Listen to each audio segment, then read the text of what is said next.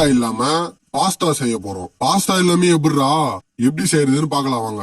அதுக்கு ஃபர்ஸ்ட் கோதுமை மாவுல தண்ணி ஊத்தி ஒரு சப்பாத்தி ஒண்ணு உருட்டி வச்சுக்கோங்க. அதுக்கப்புறம் ஒரு சின்ன மூடி எடுத்து நான் கட் பண்ற மாதிரியே கட் பண்ணிக்கோங்க. கட் பண்ணதை எடுத்து இப்படி ஒண்ணு மடிச்சு எடுத்து வச்சுக்கோங்க. அதுக்கு 100 rupees வேணுமா? இந்த வீடியோவை லைக் பண்ணிட்டு இந்த வீடியோவை ஃபுல்லா பாருங்க.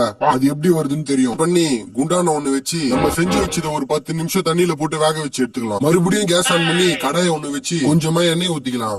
பொடிசா கட் பண்ண வெங்காயத்தை அதுல போட்டு நல்லா வதங்கினதுக்கு அப்புறம் கொஞ்சமா உப்பு போட்டுக்கோங்க. அப்புறம் பொடிசா கட் பண்ண தக்காளி எடுத்து அதுல போட்டு நல்லா வதக்கிக்கோங்க. கொஞ்சம் மிளகாத்தூள், கரம் மசாலா, அப்புறம் சிக்கன் மசாலா. இதெல்லாம் பாஸ்தா செய்ய போடுவாங்களான்னு எனக்கு தெரியாது. இருக்குதுன்னு போட்டு அப்புறம் நீங்க ஏதாச்சும் ஒரு கமெண்ட் போட்டு விடுங்க.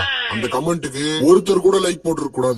லைக் போடாத கமெண்ட்டுக்கு 100 rupees ஜிபே பண்றேன். சும்மா ஒரு கமெண்ட் போட்டு விடுங்க. யாருக்கு லக் இருக்குன்னு பாப்போம். இதெல்லாம் போட்டு கலர்னதுக்கு அப்புறம் நம்ம செஞ்சு வச்ச பாஸ்தாவை எடுத்து அதுல போட்டு கலரி ஒரு 10 நிமிஷம் வேக வச்சு எடுத்தா சும்மா சூப்பரா பாஸ்தா எல்லாமே பாஸ்தா ரெடி ஆயிடும். அதை எடுத்து சாப்பிட்டு பார்த்தா டேஸ்ட் ஒரு மாதிரி தான் இருக்கு. ஆனா நல்லா இருக்குது.